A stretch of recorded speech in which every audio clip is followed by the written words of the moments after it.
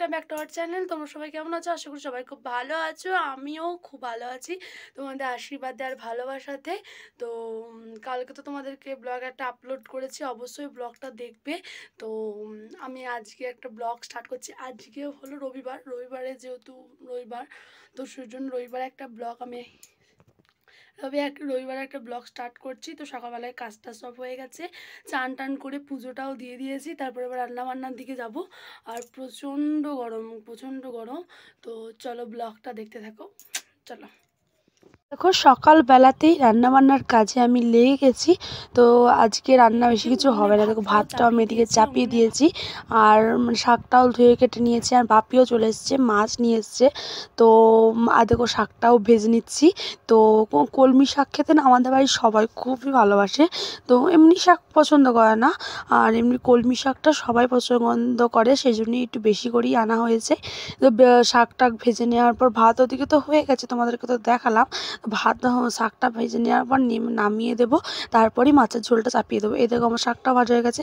এ দেখো তেল দিয়ে দিয়েছি, তেল দেওয়ার পরে এবার মাছগুলো তো কষতে হবে না।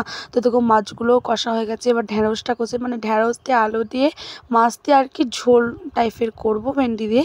তো এই দেখো আমি ঝোলটা মানে জল দিয়েও দিয়েছি, ঝোল করে নিয়েছি। তারপরই এবার মেঘটা এত বাজে করে আছে না, কি বলবো, মানে এখনই বৃষ্টি হবে সেখনই বৃষ্টি হবে এরকম মানে ব্যাপার। তো এই দেখো ভাতও হয়ে গেছে, তরকারি আর শাক ভাজা, মানে তোমাদেরকে তো প্রথমেই বললাম কিসের তরকারি করেছি। তা দেখো শাক ভাজা, আর কালকে একটু মাছের টক ছিল সেটাই, আর সোনামার জন্য মাছ ভাজা রেখে দিয়েছি, আর কালকে আমরাও খাবো মাছ ভাজা রেখে দিয়েছি। তারপরই দেখছি এত পরিমাণ বৃষ্টি হচ্ছে, কি বলবো। আর আমার না এই গরুগুলোকে দেখে বেশি একটু মায়া লাগলো। কেন, মানে জলের সময় এরা কীভাবে ভিজছে, মানে সত্যি মানে পশুদের জীবনটাই মানে কি। আমরা দেখো ঘরের ভেতর ঢুকে বসে আছি, কিন্তু ওরা কিন্তু না, ওরা সেই বাইরেই ভিজছে, মানে কুঁজো পাড়া হয়ে গেছে, ঠিক আছে। এত মানে ওদেরও তো শীত করে, তাই না। মানুষের মন মানসিকতা এতটা নিচে নেমে গেছে না, কি বলবো, কিছু বলার নেই। তুমি যদি ভালো জিনিসটা করো না, সেটা তোমার কেউ দেখবে না। তুমি খারাপ জিনিসটা করো, তোমাকে হাজারবার কথা শোনাবে, ঠিক আছে। আমার মেয়ের শরীরটা খারাপ, তোমাদেরকে তো সেদিনকে আমি বললাম, তাই ও কিছু খেতে পারছিল না। সেজন্য দাদুকে মাছ আনতে বলেছিল, মাছ তো নিয়েও এসছে সেটা। এবার ও খেতে মানে ওর মুখে একটু রুচি নেই, মানে এত মুখটা তিতো হয়ে আছে, কি বলবো তোমাদের, মানে এত পরিমাণ তেতো। সেজন্য আমি ওকে মানে পাঁচমিশালি ডাল করে দিয়েছি, গাজর দিয়ে, বিনস দিয়ে, তারপরে মুগের ডাল করে দিয়েছি আলু টালু দিয়ে, আর মাছ ভেজে দিয়েছি। তারপরে বিকালবেলা নিয়ে একটু ও বাড়ি গেছিলাম, যেহেতু জল পড়ছে, সেহেতু তো কোথাও বেরোতে পারছে না, সেজন্য আমিই ছাতায় করে ও বাড়ি নিয়ে গেছিলাম। তো মায়ের কাছে তো অনেক জিনিসপত্র থাকে, মা নিয়ে যেতে পারেনি, আমি নিয়ে গেছিলাম। তো তারপর এখানে এসে দেখছি পুকুরটার অবস্থা, মানে আর একটুখানি হলেই আমাদের রাস্তায় একদম জল উঠে যাবে, ঠিক আছে, মানে এত পরিমাণ বাজে অবস্থা। তো এবারে তো মনে হচ্ছে বর্ষা ছাড়ছেই না, ঠিক আছে। এখন ভাদ্র মাস পড়ে গেল, তবুও মানে ভাদ্র মাসের শেষ হয়েই গেছে, হতে চললো কি, কালকে তো ধর, আজকে বোধহয় 28 তারিখ কি 29 তারিখ হবে। তো তাও যেন বর্ষা ছাড়তে চাইছে না। এদিক দিয়ে কি যাবে এখন, কি যাবে এদিক দিয়ে, হ্যাঁ বলে কি যাবে, কি হ্যাঁ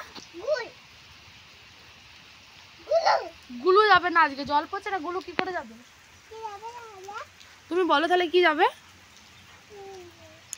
এদিকে তাকাও, মাছ যাবে, মাছ মাছ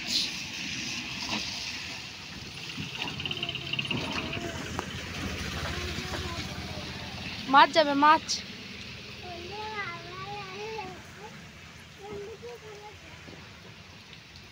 এ গরু এইদিকে গেল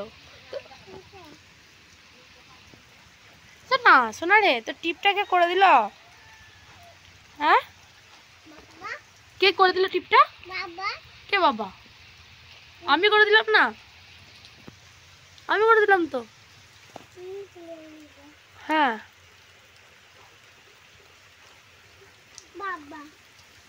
বাবা আজকে এসছে, তাই বাবা করে দিয়েছে। কই বাবা, কই,